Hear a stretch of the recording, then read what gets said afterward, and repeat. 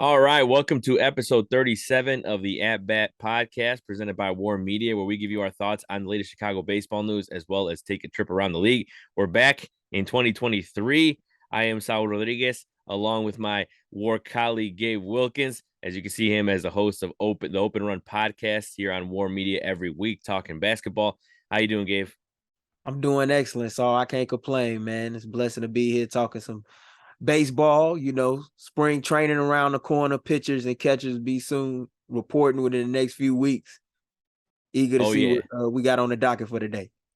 Oh yeah, man. And like I always tell people, January. I feel like January is one of the most boring months in sports. Like I know that football playoffs are there, and then I mean I get it, but that's only on the weekends, right? It's like during the week, like there's basketball, sure, yes, but I mean when your team's like not doing as great like the Bulls right now, and you got to talk about it, the Bulls aren't sexy right now.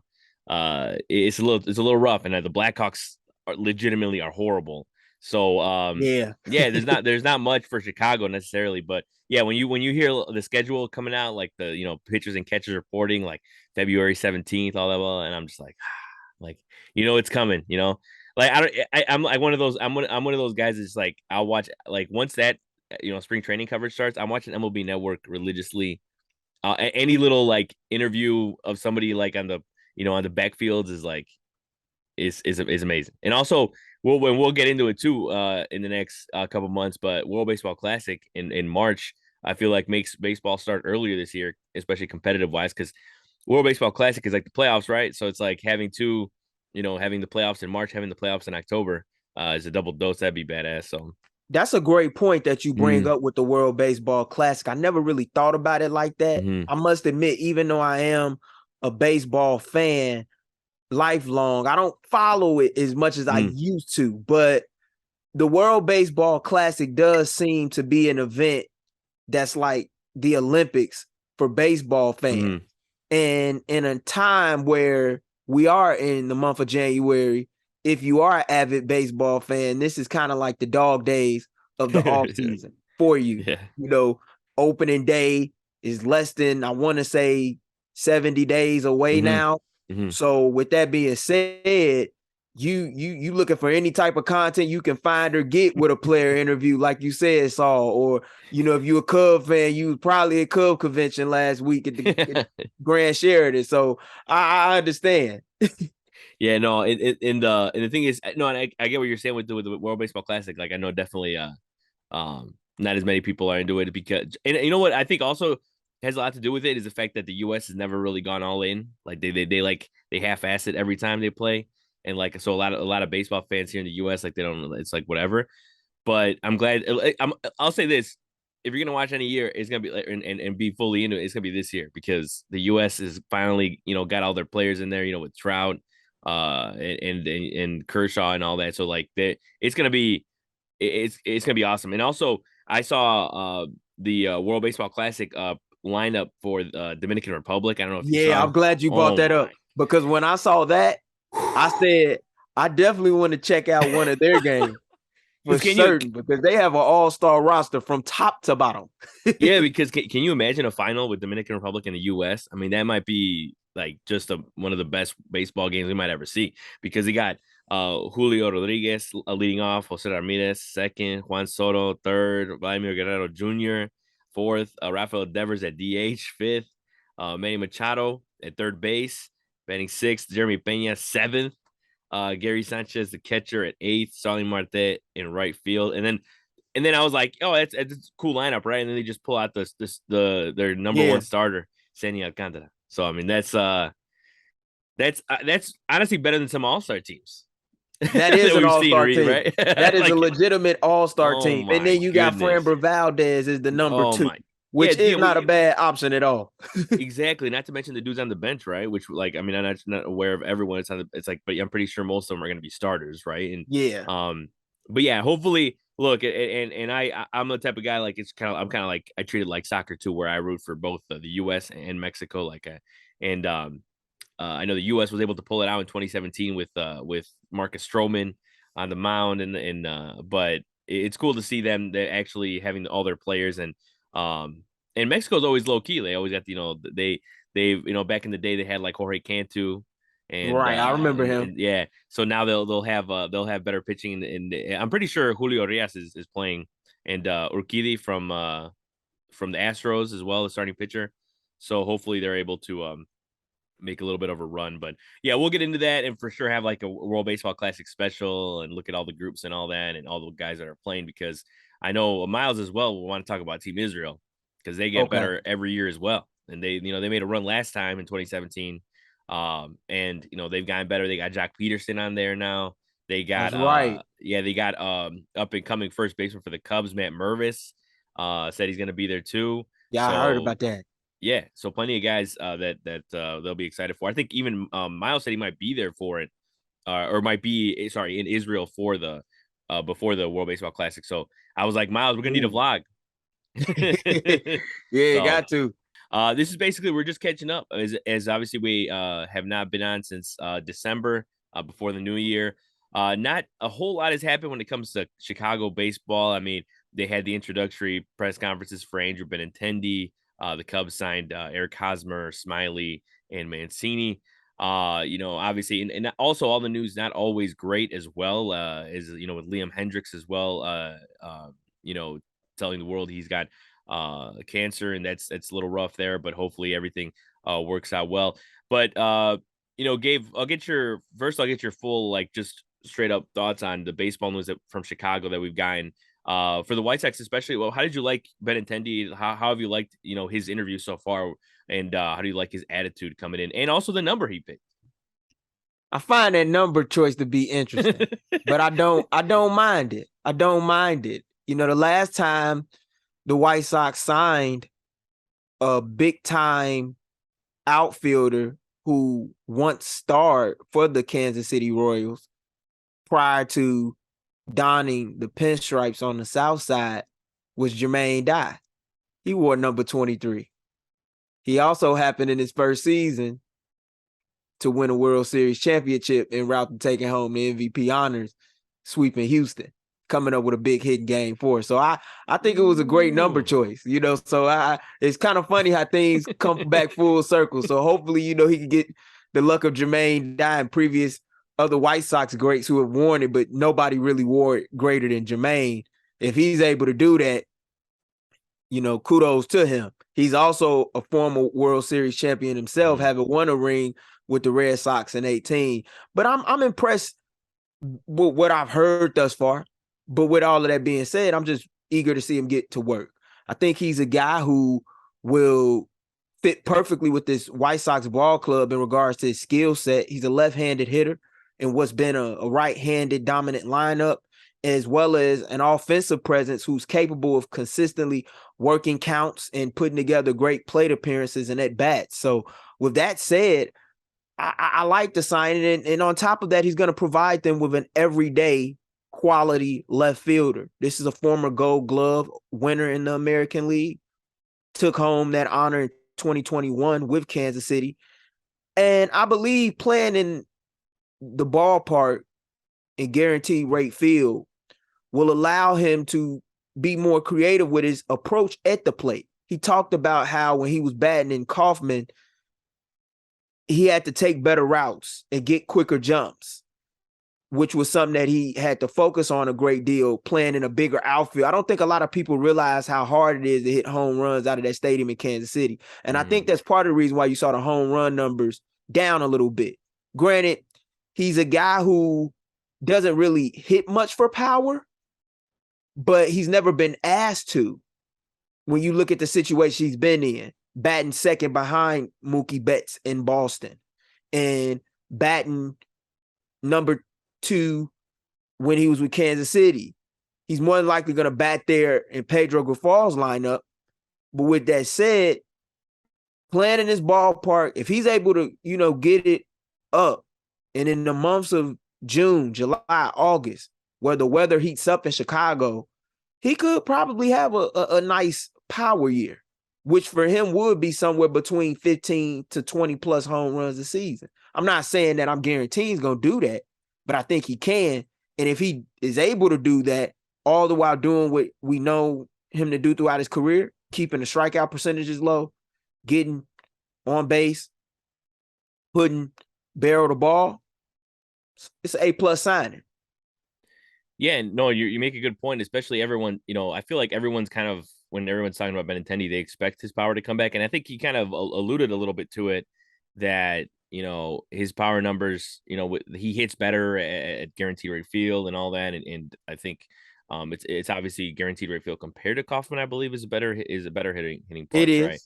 So yeah, and I think yeah, nobody ever talks about Kaufman being like a tough hitter's ballpark, but it is, right? I mean, and we saw for many reasons over the course of those years when the Royals were good, and winning World Series in 2015. I just remember the whole Alcides Escobar inside the park home run. Right, it was right, yeah, for the Mets, right, and that I mean that was crazy, or for the Royals, but that was crazy because like I noticed like just the dimensions of that ballpark are way more like goofy than people Yeah. realize. Mhm. But yeah, no, uh I think we'll see more power from him for sure, and especially his approach is going to be very welcome in that White Sox lineup. As you alluded to with his style of play. And I feel like year after year, he's those type of guys that you want at the plate in a big moment because he's gonna take a walk when needed, but he can get you the big hit, and he's perfect for this lineup. And I think he'll fit in just fine. Yeah, I was gonna say I just loved his approach at that press conference and his demeanor. And yeah, when talking about the number, I was like, man, it was interesting, but I like it because I mean, it's something to take on. Not to say he will be, that level of player, but it's something cool to take on for Chicago and be like, hey, I'm here, and people will admire that number, I'm sure. And he was Uh, wanted here. He was wanted here. exactly, And exactly. he was a guy that the White Sox tried to draft when he was coming out of college at Arkansas with the number 8 pick in the 2015 Yeah. draft, but he went to the Red Sox at 7. They also tried to acquire him via trade twice. But it just goes to show you how important relationships are. And this is a Mhm. guy that's had success under Pedro Gafal, who was a part of that Kansas City staff prior to being hired by the White Sox, is the manager of the ball club in 2023 and hopefully the foreseeable future. Yeah, you're right. And it's almost like they've tried to get him for a while. It's like they knew they missed out, and then they're like, let's try getting him over and over again. And it didn't work out, but they finally got him. And I think it's almost I feel like we've seen Benintendi in a lot of places. I just remember him mostly from the Red Sox. I didn't really see him much play for the Royals except for the against the White Sox. But weird to see him in that uniform. But I think fans are gonna get used to it real quick because he's a great player to have on your team and and all around. But yeah, and like I said before, hopefully Liam Hendriks is okay and everything turns out well there. That was crazy to me because in the situation, right? Because I feel like we were talking about him earlier this offseason about possible trades and all that, and obviously that's obviously I mean I'm not a GM, but I'm sure that won't happen. Obviously, with the situation, I'm sure the Sox are trying to take care of him as much as possible, with what's going on. So yeah, hopefully everything turns out well there. On the north side of Chicago, you got the Cubs that went out there and I'm not. This isn't me saying this because I don't believe this, but I have seen multiple people say, like multiple articles being like the Cubs won the offseason. I don't think that's true, but they did a hell of a job trying to do that, right?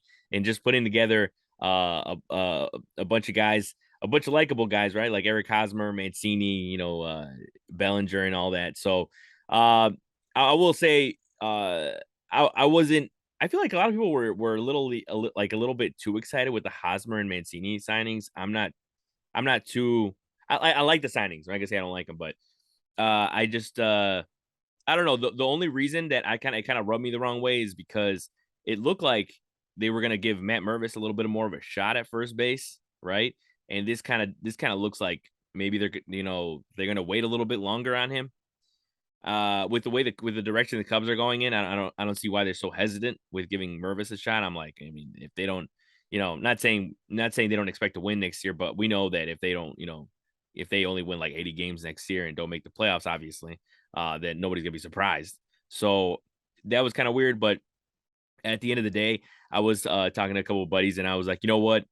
Let's say Eric Hosmer goes out there and has 2 months of like a 650 war, or sorry, 650 OPS, then they could easily, designate him for assignment or something, or, whatever, and then bring up Matt Mervis. So I think that's probably where what the Cubs are planning if something goes wayside with those guys. But the Mancini one I like just because of the sense of power, but obviously we know that he hasn't been the same player in the last few years compared to the years with Baltimore. He just had a terrible second half with Houston. But again, he was able to hit 8 home runs there and put up 18 on the season. So that's good in that sense because there was a lot of questions that they were asking Jed at the convention was about power, the lack of power in the lineup, and I think at that time we hadn't gotten Mancini yet, and I was thinking, they're probably eyeing a younger guy like, for example, Mervis to go out there and produce some kind of power or something like that. But Mancini had been on the radar since the winter meeting. So it's cool that they got him, and it's cool, that they're giving a lot of guys a lot of opportunities there. And also the one signing I was excited about was Drew Smiley because he honestly, and I'm not even joking, when you look at the numbers, dude was pitching like an ace in the second half. And it was good to see him pitch every fifth day for the Cubs in the second half as good as he was. So that was a good sign. That was the one signing I was excited about for sure. But they put together a great offseason, and I don't think they have won the offseason, but I feel like you can go to a lot of teams that have made major deals. I mean, the Twins went out there and got Correa. I think that's great for them. We'll get into that.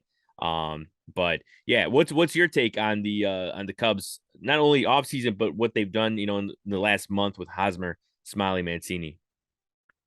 I think what they're doing is they're taking an approach when it comes to targeting veterans on these buy low, high reward type of moves. That's what I think is going on. I don't mind it because they're short-term deals. Like I'm looking at Drew Smiley's deal right now. They say 2-year deal, $19 million guaranteed, where he'll make successive salaries of $8 million and $8.5 million. And it contains a $2.5 million buyout with a $10 million mutual option for the 2025 campaign. That's not bad. I mean, as you said, he had a decent 2022 campaign. And in spite of losing a month in the middle of the year, he stayed healthy. He pitched 106 in the third innings, struck out a career worst 20.4% of his opponents, but he only walked 5.8% of the batters in which he faced. That's not bad. And he induced a lot of swinging strikes as well. So I don't mind that move. The Mancini move, I don't mind either because, like you said, this was a lineup that lacked power. And when you're able to get that, then why not go for it? Especially when you need that from the position. And Mancini's a guy who is not only capable of providing power, but as we saw in the World Series, in spite of his struggles with Houston, he can provide you with a decent glove at first base, which can help you win games too. And he's not the worst in the outfield. So I don't mind that either. As far as what they've done, like I think Matt Mervis is a guy that at some point in time will get action with this ball club.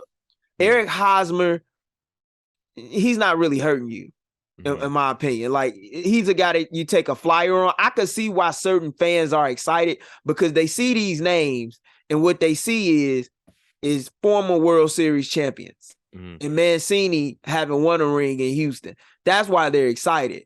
But like I don't really see too many barriers to entry for Matt Mervis to not have a chance. Like if Eric Hosmer's not cutting it, they can easily let him walk, like you said.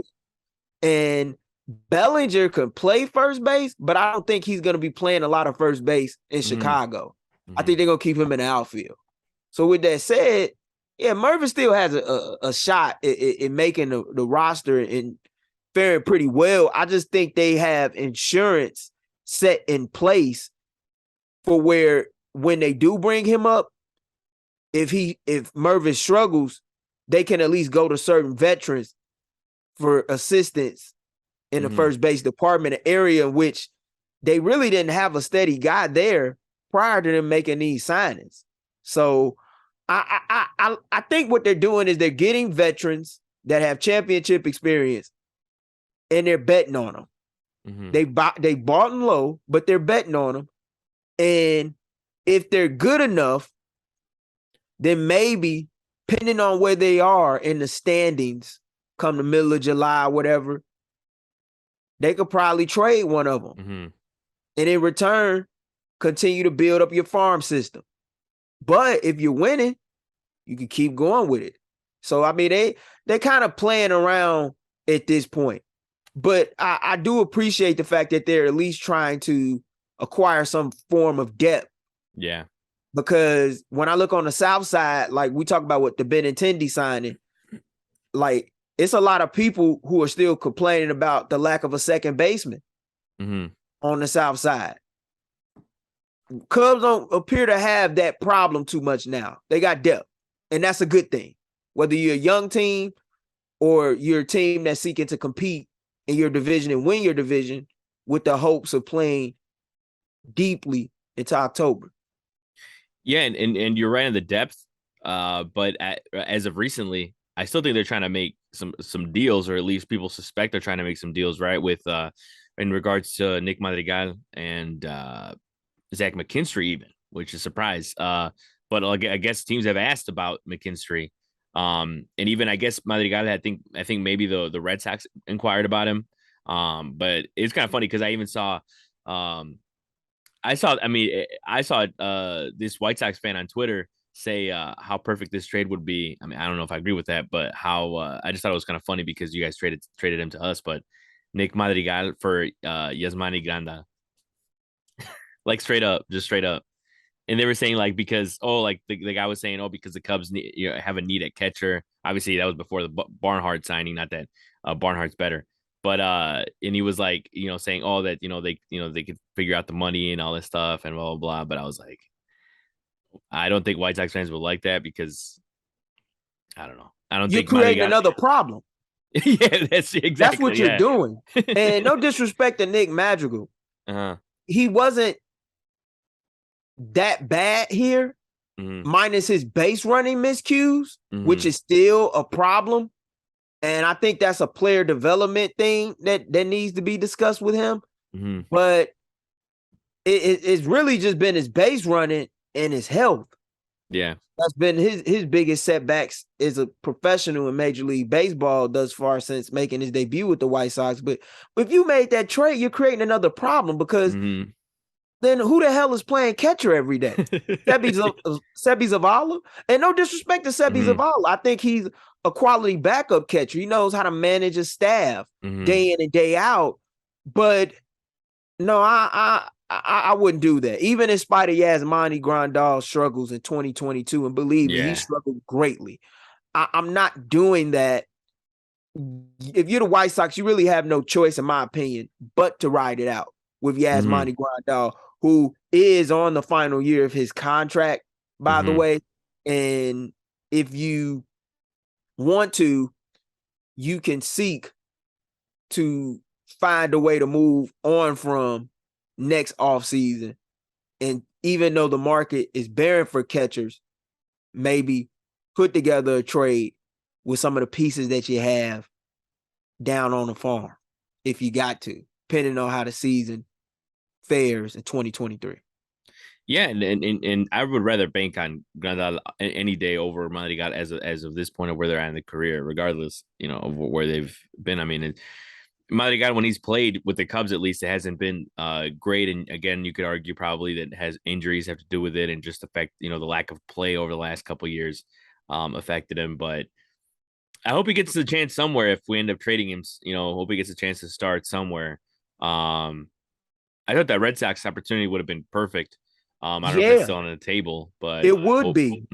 It would be, for the simple fact that the status of Trevor Story is up in the air right now. Yeah. And they're going to have to sign a second baseman of some sort. And on top of that, who's playing short? Yep. with Xander out of town. As of right now, they have Kike Hernandez in there at shortstop, but that's still not Exactly. He's not an anything to everyday guy. exactly. Yeah, yeah. So their whole middle infield right now is in question. Hmm. Yeah, no, and I was yeah, that Trevor Story thing, when I heard about that, I mean, I was like, wow, if the Red Sox needed something else to be ticked off about, they got it. And yeah, even I think it was Heim Bloom that said, I think, or Cora said that they're gonna play like they're not gonna have Story at all. And it's kind of like the whole, Lonzo Ball thing that you guys have talked about. It's like you might as well just play like he's not even gonna show up this year. So yeah, it's rough. And with the direction the Red Sox are going in 2022, or sorry, 2023, yeah, you might as well take a flyer on a guy like Madrigal to see what happens. But we'll see. Another thing I want to talk about was the actually we'll transition to Rafael Devers and the Red Sox, because at least they made a good deal there and finally keeping him. What do you think about that? I mean, I know definitely I was like, they got to do something, right? Because the Bogarts thing had people over the edge for Red Sox fans. They were just as mad as you can get all over Twitter and all that. So, what do you think about that deal? I know that's as positive as you can get for the Red Sox. It's the biggest positive in Boston's Mm-hmm. offseason outside of the Yoshida signing Mm-hmm. during the winter meetings. This is a guy who came up with the ball club, signed with them as an international free agent at the age of 16, 10 years ago. And to lose him would have been major, especially following Xander's exit and going to San Diego. I don't think it was a move that they couldn't afford to make. I don't they had to do that. I was shocked though, because Devers actually got what he wanted and some.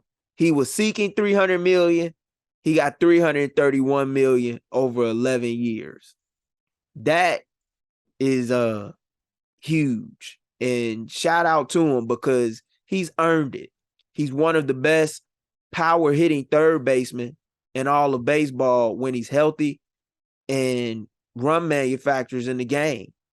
And while his defense at times leaves a lot to be desired, I'm telling you right now, if they didn't sign him to that extension, teams were gonna call.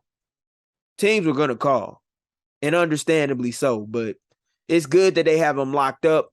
I just hope that Hein Bloom and his front office staff find out what it is that they're seeking to do moving forward. Do you really want to win in the tough American League East, or are you playing for your future? Because right now, I still don't know when I assess the state of Boston's roster. Yeah, no, it's a lot of questions in there, and Heim Bloom has just been getting torn apart online, and I mean especially like I said, not signing Xander. I mean, just his I think somebody said they saw him. I think I'm gonna mention this before, but they saw him at the airport, and like just they said, oh, like it's about Xander, and he just kind of like shook his head like he was down. Um, but I'm just like, man, it's just not a good look for a lot of reasons, right? Over the course of the offseason, but he was able to deliver with Devers, and it's as good as you can get for their offseason. But they still have a lot of doors that they have to take care of, look in and see what they got in there, because they're gonna need it. Also, with Carlos Correa signing with the Twins, I mean, is that something? I mean, look, the fiasco finally came to an end. He went from the Giants, the Mets to the Twins. Um, yeah, I mean, I'm not necessarily surprised he signed with the Twins, because it's one of those things where if you would have told me at the beginning of the offseason he would sign there, I'd be like, nah, I don't think so. But I'd be like, yeah, whatever. He's been there, so he gets everyone there. But then I look at the numbers and I'm like, yeah, so it's way shorter of a contract and way less money. But what did you think about what did you think about the conclusion of Carlos Correa? Obviously, this doesn't necessarily benefit the Sox. Not to say that the Twins have gotten better, right? The starting rotation's gotten better. I still think it's going to be an absolute battle for the AL Central again this year. So yeah, what did you think about the conclusion of this fiasco?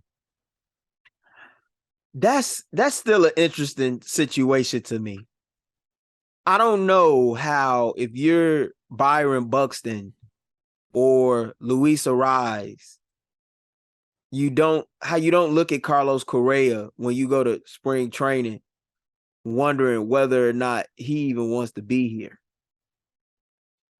That man had 2 deals where he was bound to make over 300 million for over a decade, fall by the wayside because of issues with his health records and teams not liking his medicals, to now having to settle for a 6-year deal, slightly over 200 million.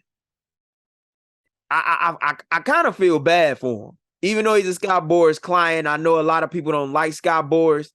It is what it is. He's one of the best agents in the game, and he's going to remain at the top because of what his client catalog entails.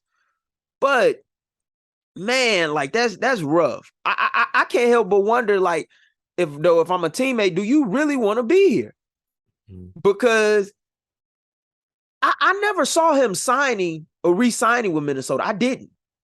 But after the way things went with his records, they were the only team that felt comfortable signing him last year. So why not take him back? Because if you didn't have a shortstop to man the position on an everyday basis throughout the 162. I look at Minnesota, though, and even though they got their guy after all of that to finally come back home, I still see issues with their bullpen. I still see issues with some of their starting pitching. Yeah, they have some up and coming young talent. Jose Miranda's a hell of a player, but I don't think anybody in the Central is really scared of Minnesota. I think that the team that most people are scared of, or the biggest threat to the White Sox really in the American League Central, is still Cleveland. Yeah, no, 100%. And the thing is with the Twins too is that, they could put out anybody out there, but it's going to be still a rough go anyways in the Central for them every year. As we always see, right? Any guys they pick up and then Chris Paddock's probably not going to pitch in 2023, but he's re-signed with them, with the Twins. So they have a lot of issues in general when it comes to the rotation, but as a whole, they were able to make some additions, and at least they got a guy like Correa to kind of man, the lineup with Buxton. So we'll see, and they still have a lot of strange decisions to make because Luis Rise apparently still on the market. Yeah, I don't understand that. Yeah. Well, the thing I don't understand though is the fact that they apparently Luis Rise, they offered him to Miami, and Miami wanted I think they wanted to make a trade. But I guess the Twins wanted one, or they thought they were going to do 1-for-1 or whatever. Anyways, point of the story is that I saw a lot of fans on Twitter saying that a 1-for-1 would make no sense. And I'm like, you guys are crazy, because if you guys got 1-for-1, Pablo Lopez, Luis Arraez for Pablo Lopez 1-for-1, that's as good as it gets for you guys. Some might even say that's like you guys are robbing because let's face it, the Marlins don't need a guy like Luis Arraez. They really don't with No, the they way don't. with the way they're going. And the Twins, if they got Pablo Lopez, I mean, they automatically have another ace in that rotation, if not the best guy in the rotation, right? So I don't understand what the reaction was with the fans saying that they wouldn't want to do that, because I think at this point the AL Central, still, if they're able to make some tinkers in there, yeah, they can make a little more of a run. But as it stands, I still think it'll end up being Guardians versus White Sox to win that division. But yeah, we'll finish off by talking a little bit about the one of the main stories from the last couple of weeks, which has been robo umps coming to the AAA, and they're soon coming to the Major League Baseball. And I know Gabe, I said it, I was like, I'm sure you got a lot to say about this for sure. But yeah, just overall thoughts on or robo umps coming. I know for me, I don't necessarily think we should take out the umpires altogether, physically, umpires being there, and I don't think that's the direction they're going in. Because I think as of right now, they said they're doing one of them is one format that they're doing is some stadiums will use an electronic strike zone with the human umpire behind the plate relaying the computer calls. So that's probably the one that, I'm sure most people wouldn't like. Others will feature a challenge system where human umps will continue calling balls and strikes, but teams can challenge. That's the one I see most likely happening at stadiums. But what are your overall thoughts? I know you got something to say, so go ahead. I'll give you your platform. Go ahead. I at first spoke a little out of context about it. I must admit, after doing some research and reading about it, I'm not against it as long as umpires can still call balls and strikes behind the plate. I am in favor of the replay challenge system, though, where players have the option to step out the batter's box and challenge whether or not a certain pitch was a ball or a strike, and then being able to review that and taking what the robo umpire said into consideration. I like that. If they do that and bring that to Major League Baseball, I'm not against it, because there are some umpires in the majors. I won't say no names because I don't want to diss anybody, but I know a couple that come to my mind at the top of my head as I'm speaking on it, who have wide strike zones, very wide strike zones. Gabe, it's not you saying this, but this is just we saw that post of John Boy, right? John Boy had that post saying about the robo umps, and the picture they used was Angel Hernandez. He's public enemy number one. He's public enemy number one. I wasn't gonna say his name, but that was definitely who I was thinking about. They put it out there, just saying. Yeah, the star of the show, always has been, always will be. But with that said, I'm not against the replay challenge system at all. If you're using robot umpires, though, strictly where you don't even have umpires in the game, then that's where I have an issue with it. But if the replay challenge system, and I did see some visuals of how that works. I believe Jaslyn Dominguez, who's a prospect in the Yankees farm system, was at the plate and he challenged it about several months back during a minor league season. Yeah, like I like that. And I'm fine with that coming into the major league level.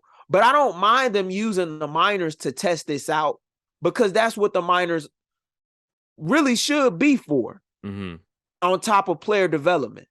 So I'm cool with them testing it out and giving it a promotion where they'll be one step away from the majors and AAA to see how it works. Yeah, no, I completely agree with you. Yeah, because I don't want to necessarily take out the umpire altogether.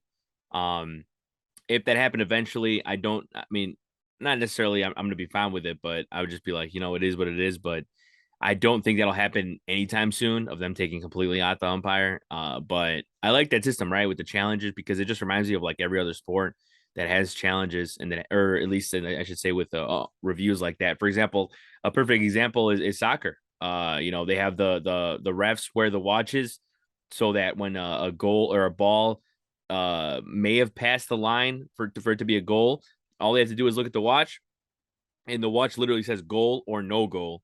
I never knew that. Yeah, and so that's they have like technology inside of the ball. They've been using that for years now, and it's like that's easy as it goes, and it is very, very quick and everything. So hopefully that's what happens with baseball, and they're able to use that type of technology, because I think that'd be cool with the whole challenge too, because then it just adds more strategy to the game, right? Because you're like, when should we use this challenge?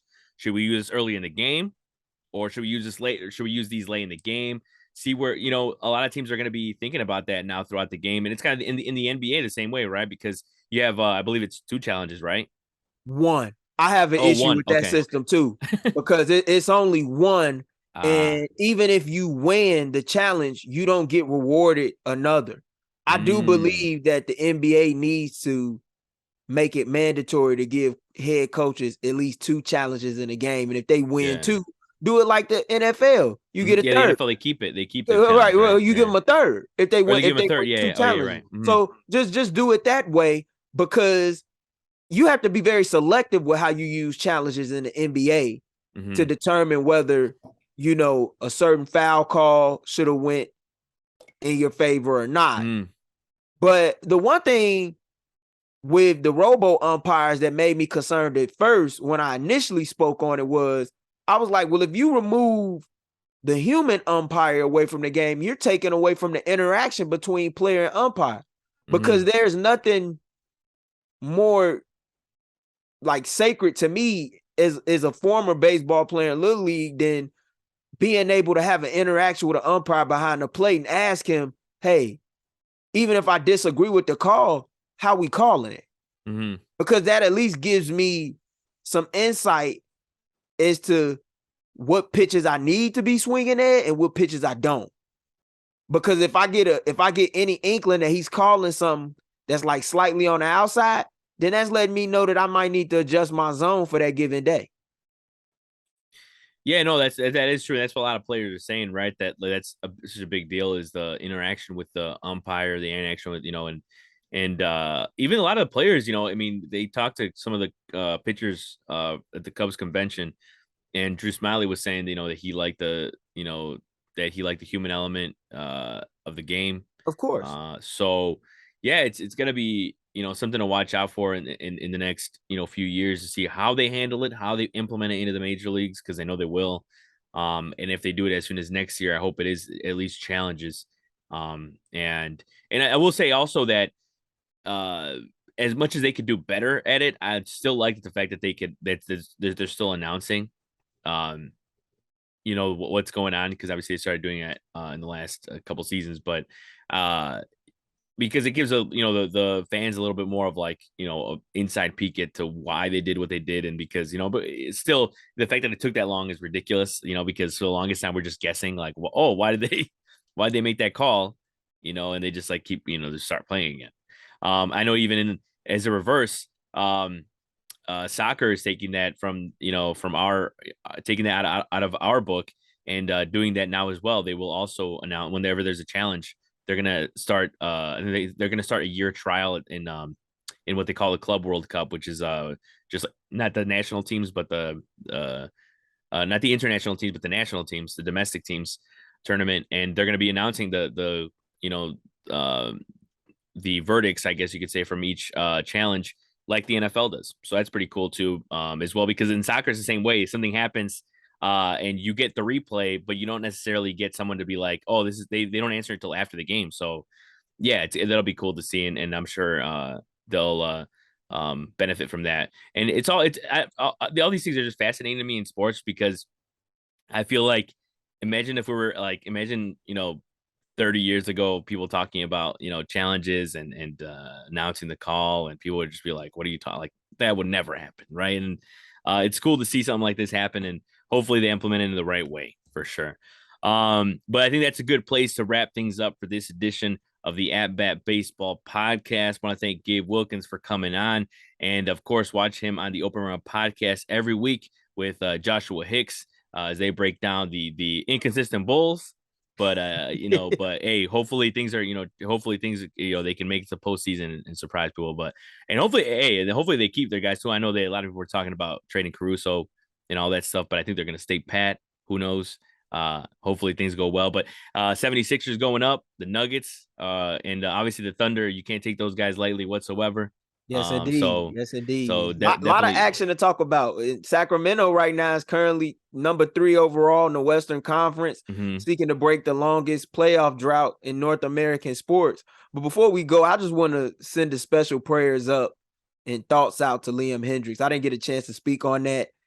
That's got to be a hell of a thing to find out when you're trying to get just your typical checkup prior to the start of the year. You find out you got non-Hodgkin's lymphoma. I don't know the guy, but I've had a chance to like see him on the field, interact with people. He seems like a very nice guy.